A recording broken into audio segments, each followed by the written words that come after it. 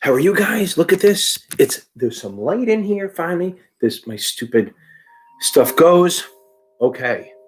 Hey Bianca, hey everyone. Welcome to Tuesday nights Q&A.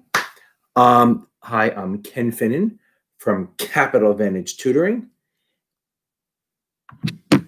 I am from Capital Advantage Tutoring, and I am here to help you pass the exam with some free info. One of the guys emailed me, so I have a couple questions I have to do. But again, if you like what I'm doing, hit like, which it looks like people are doing. Please tell people, share this shit. Tell people on Reddit that I'm doing it. So if you're on Reddit making comments, feel free to post it there. Okay, I'm kidding. I'm not telling you to do that. If you like what I'm doing, I have a podcast called Blue Collar Finance. I have like 4 episodes in. It is what it is. Okay, I'm trying to block the comments because I get really distracted because I'm an idiot. Bianca, how are you? Matt, Carolyn. Hey, Carolyn, thanks for coming on my 30-second live. Jessica, how are you doing? Alexis, how are we feeling about the test tomorrow? Tell me how you're doing.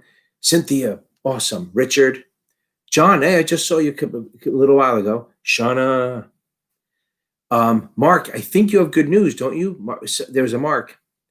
Greg, how are you? Judy and Robin may not be on there tonight. I think Judy's having a tough day. A little tough, you know how it is. Shah, how are you? Ginger, usually the first one on. MXJ, that's awesome. You got the 66 done. Okay. I knew it. I remember this. So Mark passes 63. Are you done now? I mean, is that it? Are you done? We're all done. You're never going to deal with my bullshit anymore. So I think you took the 66 first, right? Oh, life and health. You'll do it. Okay. Okay. So here we go. So what do we got? Chad. Oh, awesome. It's Chad, I'm so happy that you passed. I love hearing that. I'm helping people. Okay. Look, everyone's passing. That's great. I'm so happy that we're doing this. Okay. All I ask is that you tell people I am so close to 2,000. As my daughter said, she's funny because she watches Instagram and all that stuff, and she goes, I think you'll be capped out at 100,000 people. I said, I don't think I'll get anywhere near that. There's not enough people, because usually I get people like 6 weeks and then they get sick of it, and then I figured out, I think I've added, not that anyone cares, like 5,000 subscribers. Yes, under, I think it's called Series 7 Whisper. I think that's what I did, but it's no different than this. Colleen, how are you?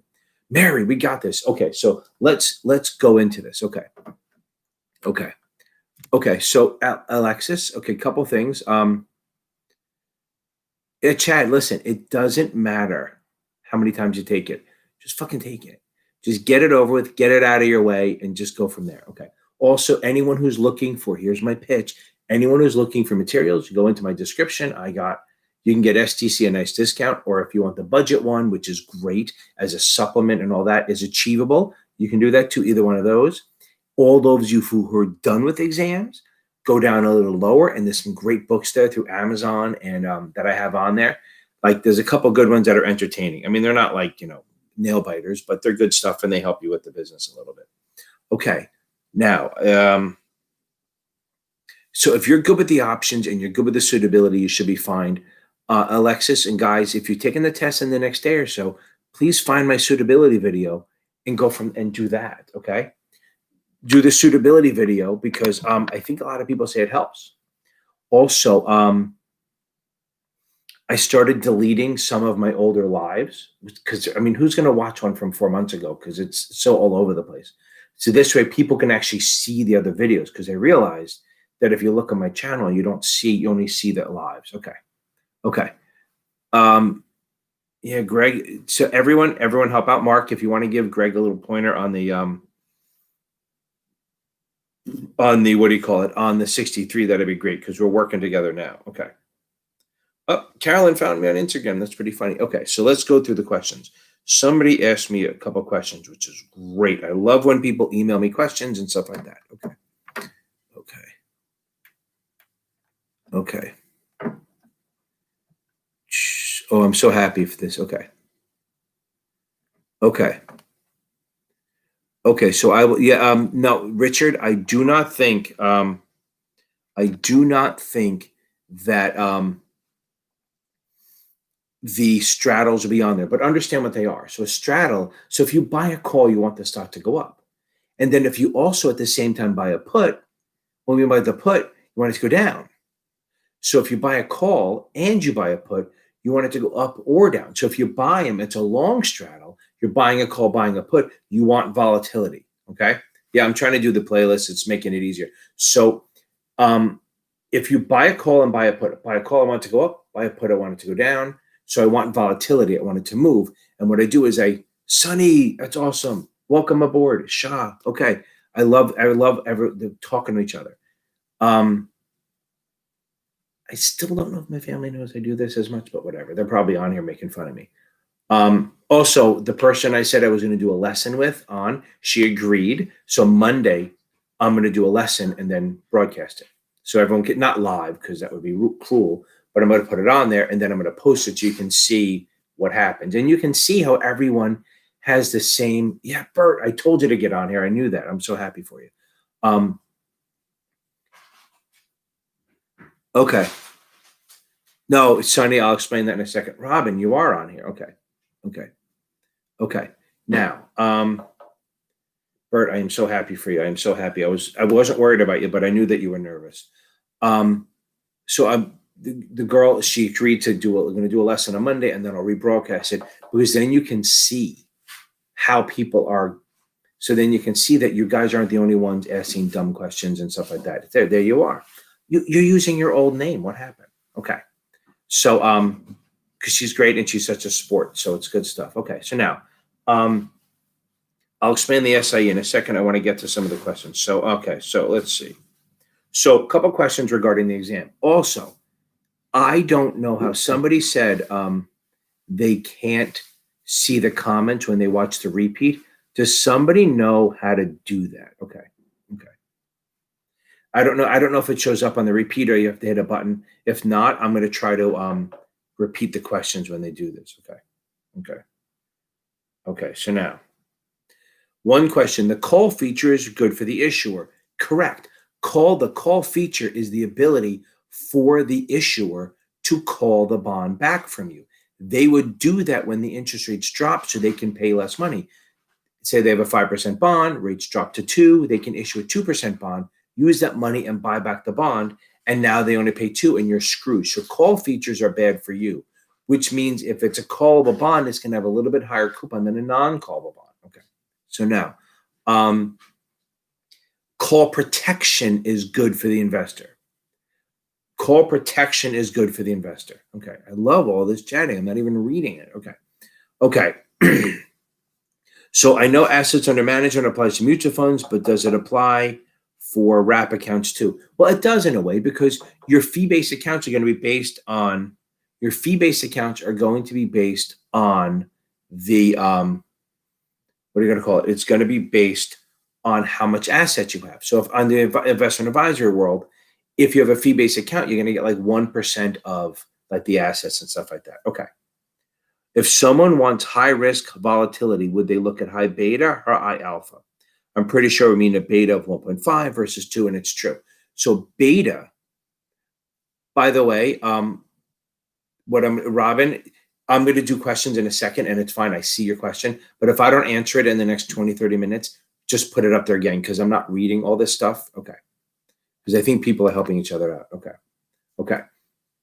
Now, high beta means it's more volatile than the market. Okay. So if you have a beta of 1, your market moves with your portfolio moves with the market. So if you have a portfolio of beta of 1 and the market goes up 10%, you'll go up 10. If it goes down 5, you'll go down 5. If you have a beta of 2, market goes up 10, you'll go up 20. You'll go up twice as much. So yes, volatility is going to be high beta. Patrick, I hope that helps you. Okay. And then he asked another question. You had to figure out how much money he owed. Interesting. Okay. I don't know. I don't know how to solve a question for if someone had a retirement account and an outstanding loan which was not paid. I think they have to pay that back and then figure it out because I think they have to pay that back. Let me look at that. I'll do a little more research on that, Patrick. Okay. So those are the questions that Patrick asked. Okay. Let me roll down and see if I can, okay. Okay, so Sunny, I don't know if somebody asked it, but the SIE, so prior to 2018, there was one exam, the Series 7. 250 questions, 6 hours, you got a break in the middle, real son of a bitch test. So they broke it up into the SIE, which you can take on your own without being sponsored. It's not basic, but it's basic skills. It's not easy.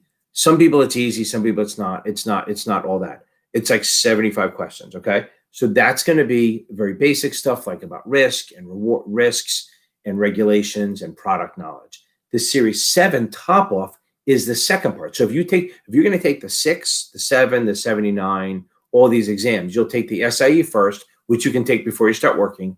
Then you'll take the 6 if you're going to sell mutual funds and annuities only. Then you'll take the 7 if you want to sell all the securities. And if you just want to do investment banking, you do the 79. Or if you want to be a trader, you do the 57. They found that people were taking the 7 and the 79 and the 57, there was a lot of overlap with this basic skill stuff. So they decided to carve it out, make its own exam. And that's what the SIE is. And then the top off is really about suitability and really a deeper dive into it. The top off is a hard test. It's not easy. And passing it is a big deal. It is a big deal. I mean, so people go, oh, if you go on some of the Reddit groups, if you go into the Series 7 Reddit groups and the 66, they're supportive. But if you go into the financial career ones and post, don't, because they're all arrogant pieces of shit that try to put you down. Like some guy posted, I loved it. He posted, he tried hard and he passed the SIE. And then basically everyone went off on him about making fun of him. I'm like, why? Okay, so hope that helps a little bit with the SIE, Sonny. So it used to be one big exam. Now it's a 75 question and then 135. Okay, 14. Yeah. So that's the one thing I tell everyone. And Mark, you're absolutely right. If you're still on here, the 63 is a time run. You have to take. That's the one test where timing is an issue because the questions you can have a paragraph long question and a paragraph long answer. And that's sometimes an issue that you run out of time. So you have to get your test taking skills down. You know that I am not a fan of taking a lot of tests. I'm a big fan of reading. So if I tell you to read, that works. But with this exam, you read, get the stuff down, and then you just got to take tests to get that stuff down. You got to get the timing down because it is, no matter who you are, it's going to be a time crunch. It's going to be a little scary. Okay. Did you use STC for practice? I love that they're talking to each other. By the way, not a lot of Roman numerals on any of these exams. The 63 may have more than the rest of them, but still less than the vendors use. So again, it is not, Kirsten, again, I am so happy for you. It is not they don't love the Roman numerals. Even the Series 24 has no Roman numerals at all. They got rid of it. Okay. Yeah, tests. A lot of people use flashcards. I agree. A lot of people, but everyone asks, my students go, should I use flashcards? So I go, have you used them before? And they go, yes. And then yes. If you haven't, well, then think about it. Because getting flashcards from the vendor is not the same as doing it yourself. The magic of flashcards, the magic of doing anything is the writing down, transferring the knowledge from the paper to the brain to the pen. That's where it sticks. Just reading it. Look, and I like Quizlet. I mean, you got to be careful because it's user made, but Quizzes is great because you see stuff popping in front of you, but that's okay. The real magic is writing the stuff down and then transferring it into that. So it's funny. I was teaching before, and just a quick thing. So my wife is, I was teaching the other student. He's not on here now, but and my daughter bought pizza, and she left. She goes, "Did you read the note?" I said, "No." She said, "The note is for the pizza for tonight and tomorrow." So it means I can't even steal it tomorrow. Is for Mom, Carter, and Madeline only, and it says all others cannot do it. The only one that's not here. I'm the only one not on that list in this house, so I'm the all others. So pretty funny. That's what happens when they start earning their own paycheck. They start spending their own money, and they get kind of greedy. I should have done the same thing when they were like, hey, you don't get to eat. Okay. So Robin, you asked it 2 times. That's great. Okay. So the blotter. Okay. Oh, by the way, anyone who's worried about vendors, I have 2 videos on the different types of vendors and what they do. It kind of works SIE and top off. There's a lot more room for error with a with the SIE, because even if you don't have a great vendor, you can still use them. For the top off, you got to stick with the main ones. Achievable, STC, Kaplan, Notman, Past Perfect, Training Consultants. And even Wiley's is okay. I think it's you need a supplement with it, but it'll get you through this stuff. And don't ever worry about typos and stuff like that. I know it makes you feel uncomfortable, but as long as the information's solid, you should be okay. Okay. So daily blotter, Robin. So daily blotter, this is for like the more principal exams, not the 7 and stuff. But the daily blotter is like every day they track. It's a trade blotter, so they list all the trades on a form, and that's what it is. It's just a daily blotter, and it has to be kept for 6 years. So remember, so where the bigger issue on this for Robin and for the 26 and 24 is the record keeping. Okay, so remember big sacks. I've said this before. Big sacks is 6 years. Santa carries 6 big sacks over his shoulders. So remember, B for blotter, that's the trade blotter. G for general ledger, that's the money in and out. You don't have to describe it, just know. B and G, that's the big, like phonetically, I guess, mnemonically, whatever you want to say. Then the sacks, stock records, that's 6, customer records, and then statements, that's big sacks. 6 big sacks, remember that, that's 6 years, okay? That's where you have to worry about it. Boy, my phone is going freaking nuts, okay.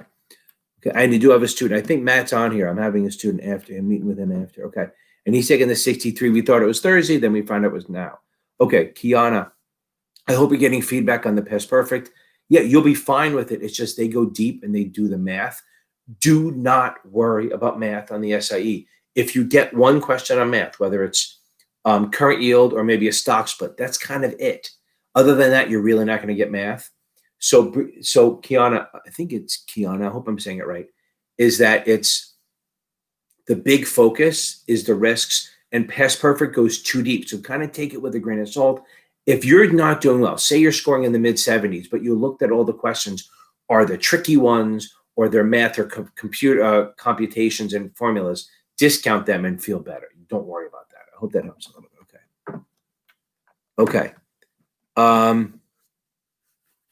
So Cynthia, so I tell everyone when you fail, the best way, it's very hard to stay motivated, very hard. You have to pick a date and have a date there and then act like you've never studied. I think you just reread the book like you've never studied before. Don't focus on the topics that were hard. And if you do miss, feel free to reach out to me and we can always do a last minute session to make sure you're in good place.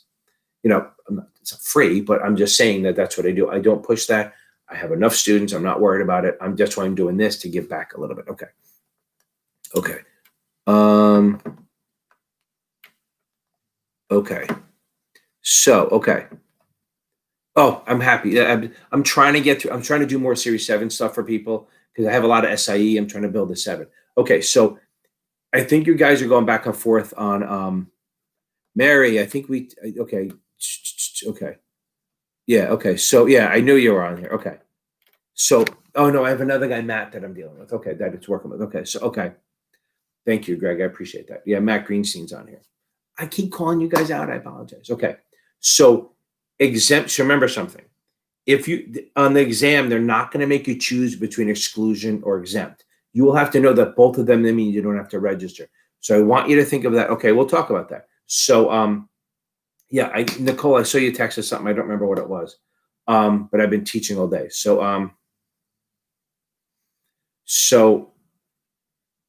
what the hell was I talking about? Oh, so exempt means you meet the definition, but you're exempt. That means you're like an exempt security means that you are a security, but you don't have to register because of a law. That's exempt. Exclude means you don't meet the definition of a security. Does that make sense? You don't have to, either way, you don't have to register. But exempt security means that it never has to register. Exclude means it's not meeting the definition of a security, so it wouldn't have to register.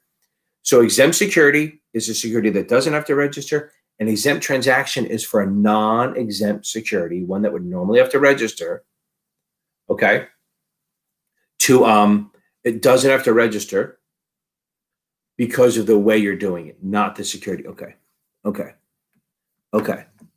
Okay. Awesome. Yeah. It's more about whether you have to register or not. Thanks, Mark. I love hearing that I'm right once in a while. Okay. So I'll work on stabilizing bids in a second. Richard, I got a 69.41, super exact, but I didn't have the new Kaplan second edition. Okay.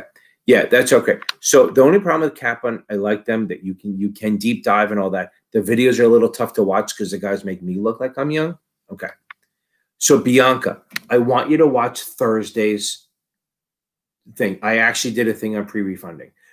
On this exam, pre-refunding, crossover refunding, advanced refunding, just defeasing the debt, and escrow to maturity all mean the same thing. So Bianca, watch Thursday's live. It's in there somewhere. I definitely did it. And then if you don't see it, then I can do it next Thursday because somebody definitely asked. Okay. Okay. Yeah. I'll talk to Jake in a second. Okay. Yeah, it's true. Yeah. You might learn new words. Okay. Okay.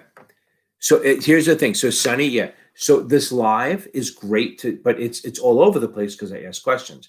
So I would say just go to my playlist and start working through there and then read. Okay. Try to find maybe read one of the things I talked about, like common stock, and then go read the chapter. Yeah, you can do that. You can stay on. But I do think if I'm talking about stuff you don't know of, I'm here to answer questions. But if you're just starting, this isn't going to help you that much. I'd love to keep you on here because I want to keep the numbers up, but really go onto my playlist, look for the SIE playlist and start working your way through the videos. I also have ones that are not on there. So you can just start looking through anything that doesn't say live. I think they try to start them all with how to pass the SIE. Do those. That's your best bet. That'll get you started. Also, even not just me, Brian Lee has videos. Basic Wisdom, Brandon has videos. You can go on Khan Academy to get some good stuff that's not horrible. There are a lot of free resources to help you on this, okay? Investopedia, that should be your go-to. Whenever you type something in, Investopedia should be your thing, okay? Yeah, Richard, I think that keep watching the videos, and you're right there. You're right there, okay. Sunny, I hope that helps giving you some advice on that because I'd love to keep you on here, but I do think, boom. Yes, you will learn some stuff, but I agree. Thank you, Jessica, for saying stay on. But I don't want you to waste your time this late at night and not worry about it. Yes, you will get some stuff, but I talk really fast and I ramble sometimes. Okay. Okay. Okay. So Nicole, okay. Right. That's true. So Maria, that's a very good point. That if okay, that's true. I forgot about that. I should have said that. Neville, there's a really good cheap option. If you go into my link into the website, into the descriptions, you can go on to Achievable. Okay. Okay. So Sonny, if you want to get books and stuff that not spend a shitload of money, yeah, well, just come on and listen when you're done. But go into the description and get the Achievable thing. It's like $75. It's solid and it's really good introductory. Okay. Okay. Okay. Wow. Okay. This is series 26 videos are bad. That's true. Okay. So now Nicole. Okay. Yeah, they are. Okay. So now Nicole asked about, and now, by the way, I think I almost have it where I'm going to use another vendor to publish through YouTube where I can put shit on the board. I am almost there. I did try it out and a couple people jumped on Sunday where I think they could see my screen. Once I do that, then fucking game changer with all this stuff. But stabilizing bid, think about this, okay? So stabilizing bids, okay, are if I'm the underwriter and I issue a security, say at $20, not issue, but I sell it to the public at $20, I am worried that after it trades it, that it's going to drop. So I'm allowed to, it's the only form of manipulation that's allowed. So if I'm the underwriter, I am allowed, and I'm the lead underwriter, and it's in the prospectus and listed, and it's notified that everyone's doing it, I can actually buy stock at the IPO price or lower to hold it there. Now, a couple rules here. I can't push it up. So if I issue this, if the IPO price is $20 and the stock trades at 19, I can buy it at 19 so it doesn't drop any far. But if it moves up to 19 and a quarter, then I can pay 19 and a quarter. I can't force it up myself, but if it goes up, then I can just buy it at that price. Okay. So that's what I'm doing. So I'm going, say I IPO at 20 and it trades at 20. Boom, I can bid at 20 and hold it there for a few days. I mean, usually up to 90 days, but they don't do it that long. It's there to keep. So basically you're putting it there to hold it up there so that it can get around and people can hear about it and talk about it. And then maybe it'll go up on its own. That's what a stabilizing bid is. It's really just a way right after an IPO I can even do it for an additional offering, but it's not really done as much. I can do that as the underwriter. I can buy stock. In reality, it's manipulating. It's manipulating the price, okay? But it's legally because there's a lot of disclosures and a lot of rules on it, okay? And the big rule is that I cannot push it up. I can only buy at the last price. Yes, it's a little deeper, but we don't care right now. Okay, so now. Also, I am thinking, somebody mentioned that instead of doing videos like Brian Lee, I may actually do more of these and go on specific topics, like do a whole thing on options for a membership. Like if you become a member, oh, look, I'm trying to take your money. A membership, you can actually access all my option videos, and I will actually go deep into it. And then I may actually do a separate Q&A just for that. I don't know. I'm not really into like taking the money, but everyone asks me about options. So I'm thinking if I do like a cheap, like a $9 a month or $10 a month, you can watch all the videos you want. I mean, I'm not trying to make $1 million, but maybe I can do that because I can't give away the option stuff. So, because there are tutors on here that try to use it. Okay, Jake, the 65. It's 150 questions. It's hard. It's all about the investment advisor and investment management. There's some overlap from the 7, absolutely, but which you don't need. That's why there's overlap. So the 65 is a standalone thing that you can take by itself. You can even self-sponsor.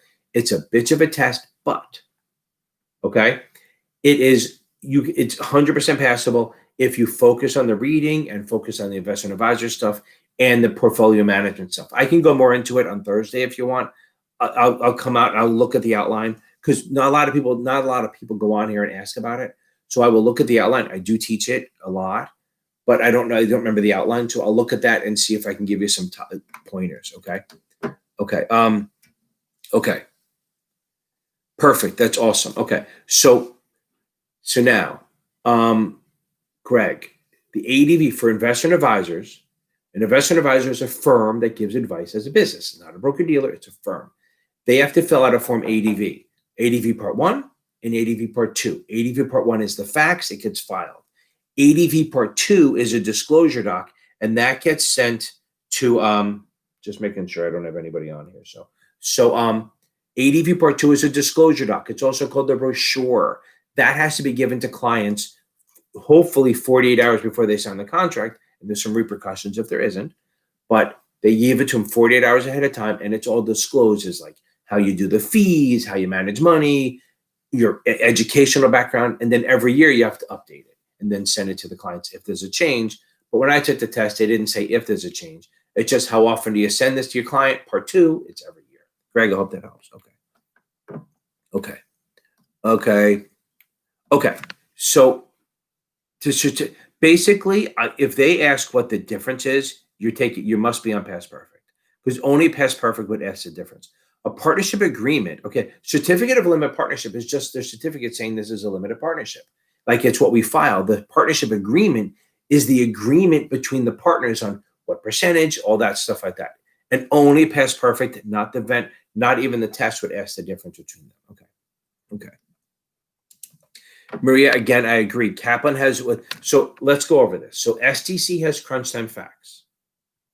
Notman has class summary. Kaplan has trending topics. I don't know what Past Perfect does if they do. Those are things that help you kind of get ready for the test. They're like little quick hitters. Okay. Shh. Sonny, have a good night. I'm sure you're off already, but okay. No, okay. Yeah, I get it. Okay. Yeah, I'm working on it. I don't know if I'll have it done. Yeah, it may work. I still want to do this and do the free ones for the SIE, but I think if I want to go to the 7, maybe I can get something going there. Okay. Yeah, I'm working. Okay. So Form ADV, I think okay, Mark, you're asking them. Okay. By the way, Sonny, I do it every Tuesday and Thursday, 8:30. Subscribe, and then you'll get it. There you go. I can get some subscription. Okay. So any other questions? Okay. Right. That's the thing. So that's what I do think. I do think a lot of the value of what I'm doing is that you guys help each other. I think that's fucking awesome. That there's sometimes you guys are helping each other out. Like, yeah, the Reddit stuff is good, but it's not live. Here you get answers right away. I think it's great and people jump on. So all I'm asking is that you tell people and share it. And I'll try to work on the membership thing for the more detailed stuff. But let's see how I'm excited about Monday to do this lesson and then publish it. And Allie said, she can put her on there and it's all great. And it helps because it keeps everyone motivated.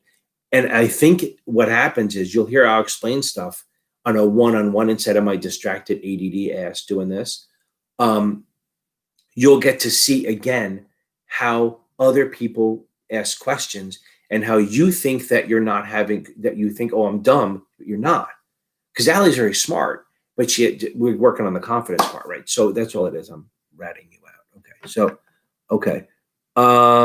Let's see. So, no, Sunny, I do it Tuesdays and Thursdays. Okay. Okay. You have to hit the little bell. I think there's a little bell you have to hit to get notifications. Okay. Yeah, Matt, you got to get off ExamFX. Okay. Get the fuck off Exam. Okay. Yeah, I can do an issue. I can definitely do that. Okay. I'm trying to do everything. Okay.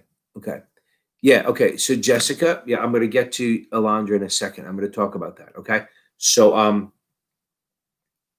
you got, look, if you don't have a lot of money to do this go to my thing and buy the Achievable. I swear to God, it's like $100 and it's good. If not, there's STC. If your firm will buy another one, I like STC and Achievable but better, but without spending money. Okay. So now I saw that. I am so happy they got a financial advisor. If you buy Kaplan, STC, Achievable, Past Perfect, Training Consultants, or Notman. But here's the one thing. If you do Notman or Kaplan and you want to buy more questions, don't buy the other one because they use the same question bank. ExamFX is, as people have heard me say, take ExamFX, roll it up, throw it in the fireplace, light it up, and don't let the smoke hit you because you'll get dumber. Okay. Again, Colleen, I'm so happy for you. But Matt, find something else. Okay. Yeah. So Past Perfect. I have people who failed Past Perfect yet destroyed the exam. Past Perfect is solid. Okay. It is solid. Okay. But their questions will make you doubt. Look, this is the best explanation. I took the 7 and I took the 66. I got like one wrong. I got one wrong on the 7 and I got 2 wrong on the 66. Okay. It doesn't mean I'm good. It just means I do this. Okay. I can't get above the mid 80s on Past Perfect. Think about that. If I know my fucking shit cold, I can't. Okay.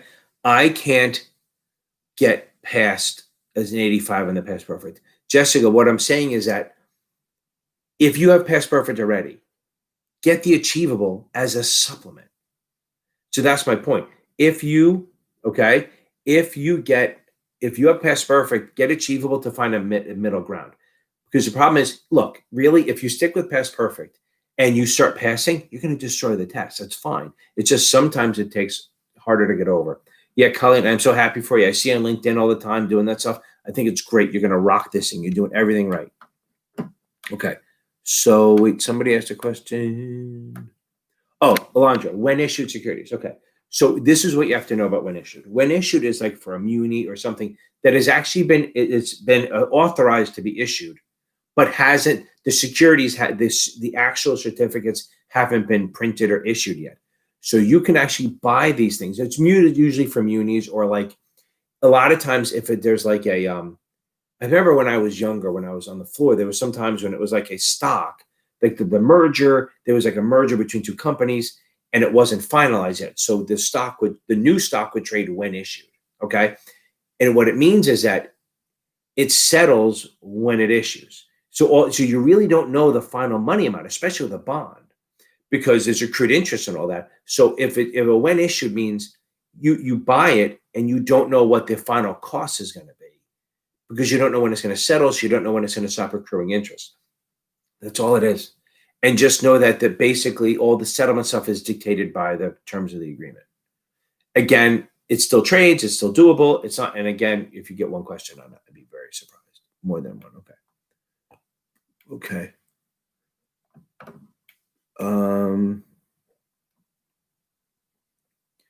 Yeah. Okay. So Jessica, did you go over? This is what I want you to do. Okay. Jessica, I want you to go over the wrong answers. Take out all the ones that are really hard, like multiple Yes, we'll talk about that, the munis. So again, you did bad on the past perfect. That's fine. The more you take, the better you get.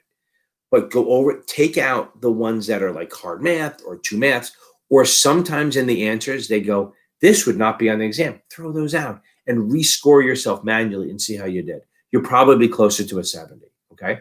I have one guy, and I'm not saying you can do this, but I have one guy who couldn't get over a 64, 65 on past perfect, yet he took the test and he said, I felt it was so easy.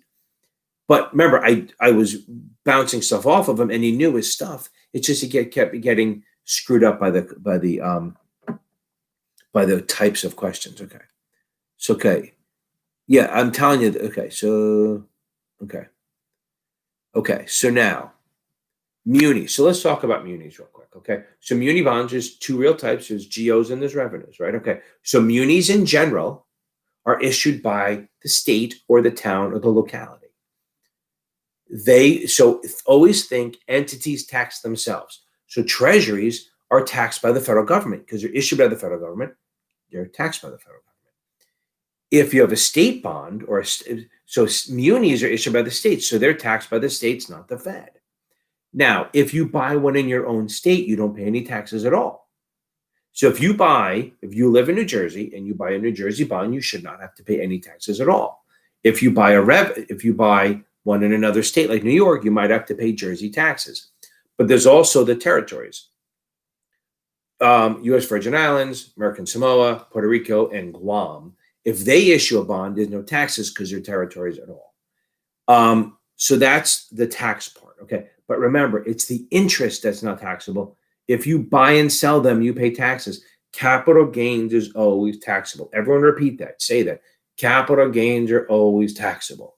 The interest might not be, okay? Remember that. So if I buy a muni bond at 800 and sell it at 850, the interest may be tax-free, but that $50 you're gonna have to pay taxes on because it's a capital gain. I hope that helps a little bit.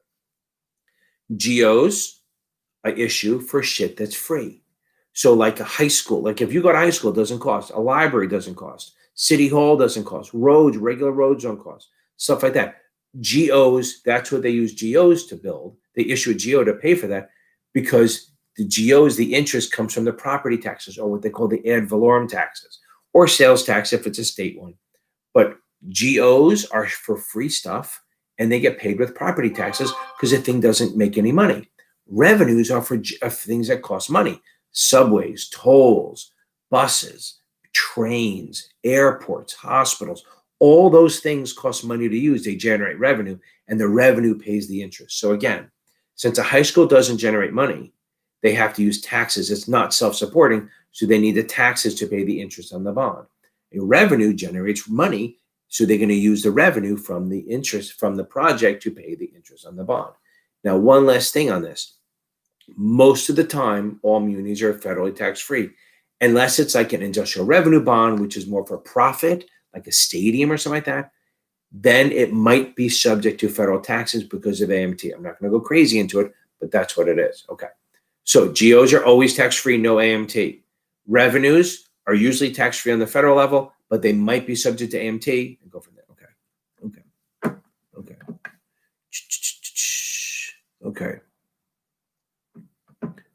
Okay.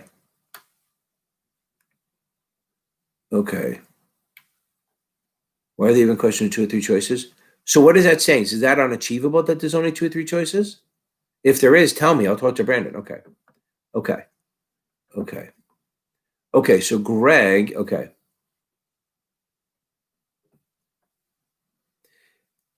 Okay, so here's the thing on this. That's why I said you do the mix. And I'll talk to Brandon. Maybe they can make the questions harder. But what I'm saying is that it prepares you. So here's the problem with the FINRA and the SIE exams.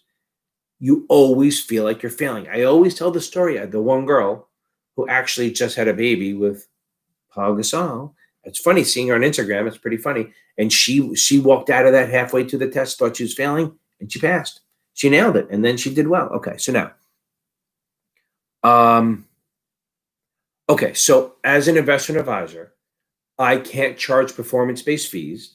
Performance-based fees are being paid based on the performance of the account, unless the customer is qualified, which means that customer either has 2.1 million net worth or $1 million under management with me. Those two things. If they do, and then I get permission, I can do it. But it has to be based on, there has to be a benchmark to compare it to. So if I can't just go, oh, by the way, I earned 3%, I'm going to charge you. It has to be, okay, 3%, but the index was only up 2, so I did better. Greg, I hope that helps. Okay. Okay. Right. Okay. Okay. Okay. The syndicate letter. Okay.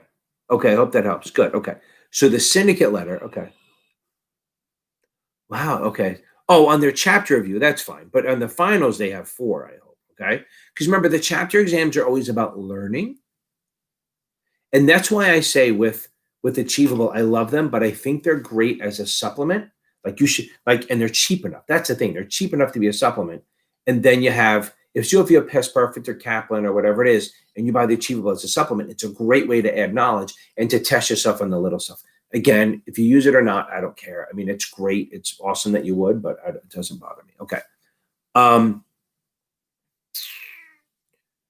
Okay. I thought we said something. Okay. Oh, the syndicate letter. So when a syndicate gets together, okay, and they bid on an issue, they create a document. And that's called the agreement among underwriters, or also known as a syndicate letter.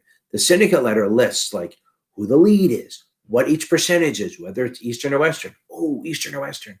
An Eastern syndicate means that all the syndicate members together, if one of them doesn't pull his weight, the rest of them carry their weight. They will take the bonds or shares that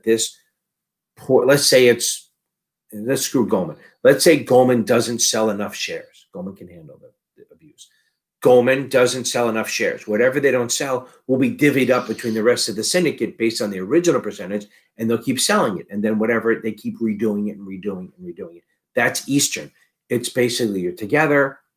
That's in the syndicate letter. Western, think Wild West. It's divided. So you're on your own. So if Goldman doesn't sell their shares that they're supposed to, they have to cut a check to the rest of the syndicate to pay for that. Okay. Okay. So the syndicate letter for underwriting is the same as the agreement among underwriters. The issuer, it has nothing to do with the issuer. They don't care. If you think I'm helping, please hit like, please hit subscribe, please share this shit. Okay. So now, they always tell me every YouTube video I say, you got to say that one. It's like a call to action.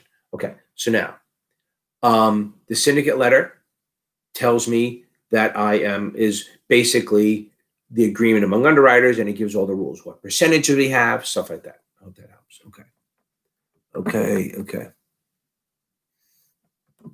Okay. So Jessica, I don't know. Okay. So I'm going to tell you. So until I do the videos, I think Brian Lee uses good videos. Understand the options on the 7. Yes, there will be a lot of them, maybe between 10, maybe 20, maybe 25. Half of them will be the suitability, okay? So I think, Jessica, were you the one I was talking to on Reddit maybe? The Brian Lee videos for right now are better than the Pest Perfect, okay? They are better than the Pest Perfect. I thought so. Okay, good, okay. So they are better than Pest Perfect, okay? Because I think Pest Perfect focuses on the math too much and trying to confuse you, like, oh, you bought 100 shares and you sold 3 calls, and then on Monday you bought another one. They really try to confuse you. I think Brian Lee does a good job. As I said to you there, I think I'm better at them, but I don't have any videos, so you got to go with that. Take the options with a grain of salt. I'm telling you, and I don't just mean most of my students at the end of the test they wish the entire test was options, because they're not as hard as Pest Perfect or Kaplan or even STC makes them seem. They really are not. They're not easy, but they're there. Okay.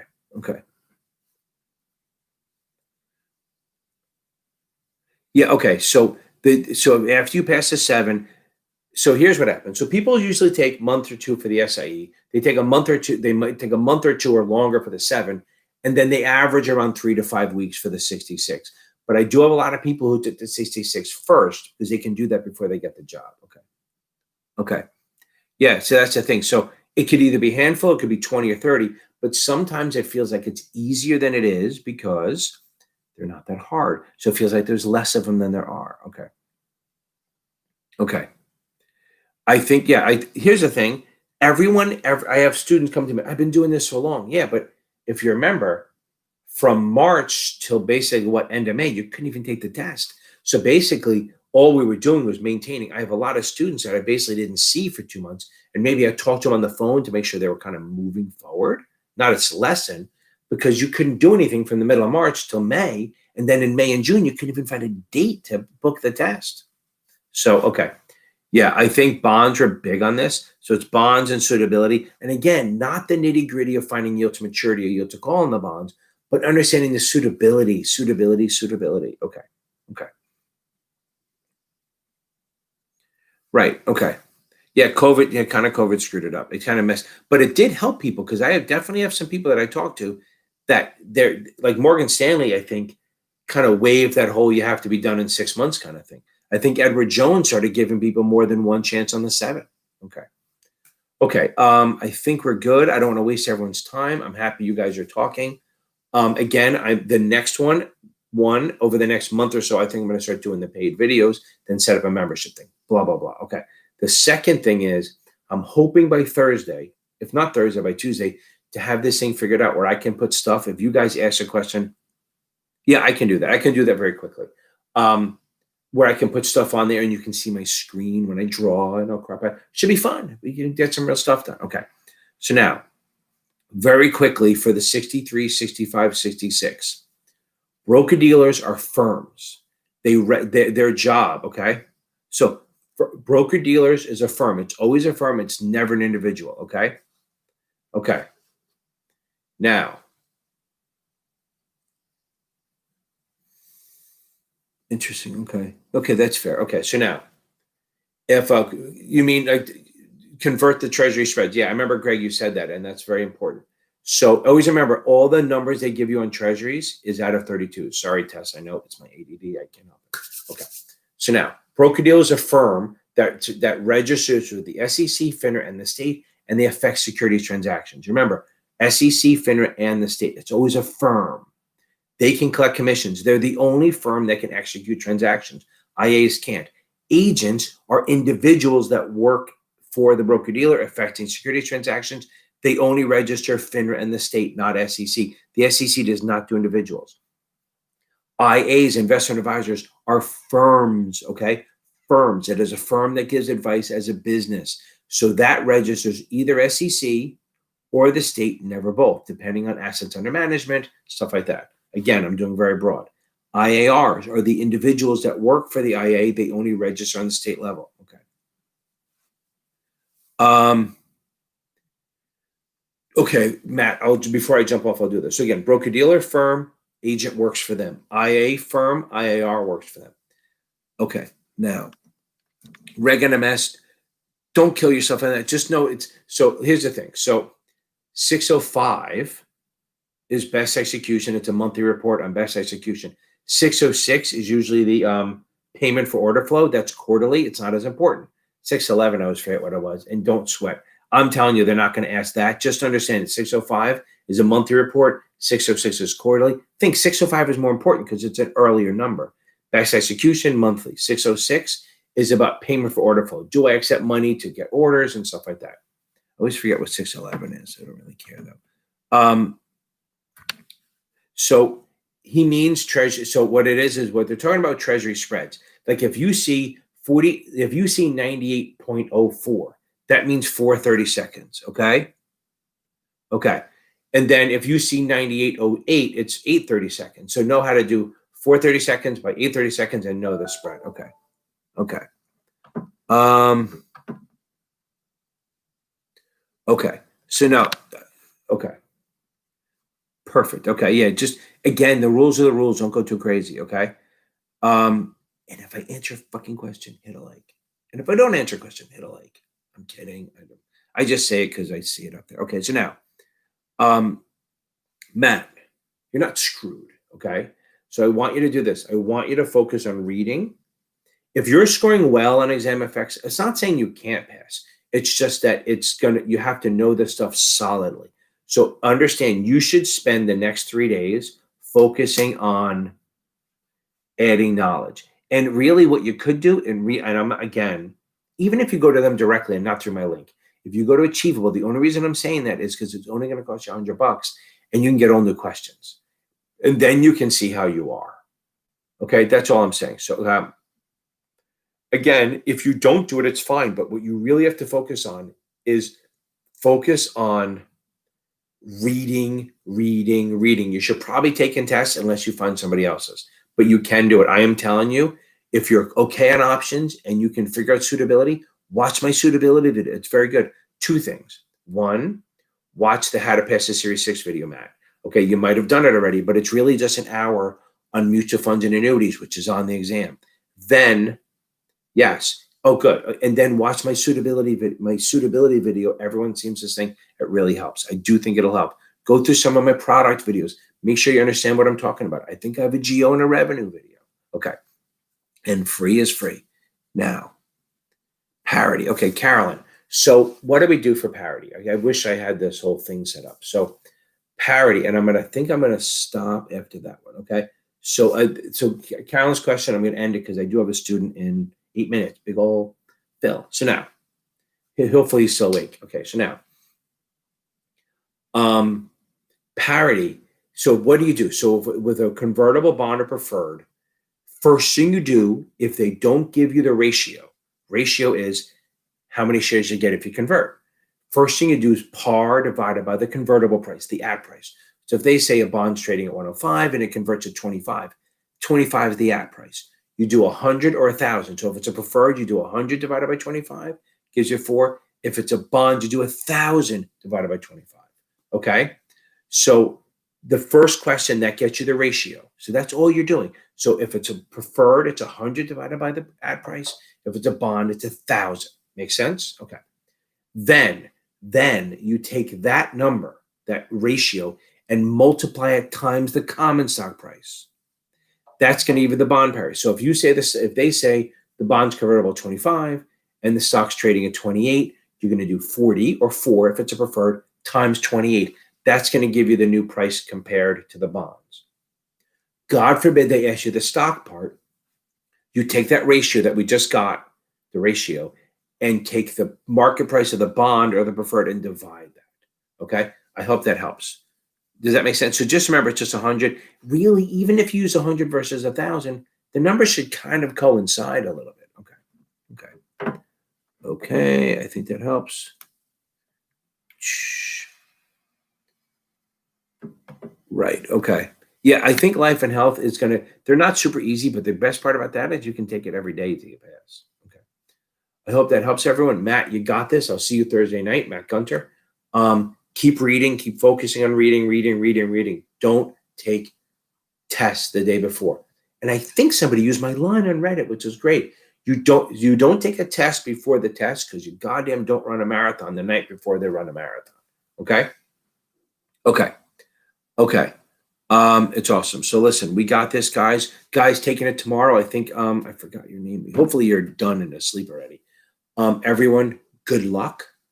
Keep reading. Yeah, okay, past perfect is good. So Bert, your first 2 weeks should just be reading. Now that you're past this SIE and you got that monkey off your back, just read. Focus on adding knowledge and don't sweat the math. I can't say that enough. Guys, again, thank you. Please follow my Blue Collar Finance podcast. It's crap, but it makes me feel good. Please like, subscribe, and I will see you guys on Thursday. May the force be with you. Absolutely. And I hope that I can have this whole stream thing on going after. Hey, I got almost an hour in. I don't know how I keep talking so much. Guys, good night. And we all got this, okay? We have this. We're going to pass this.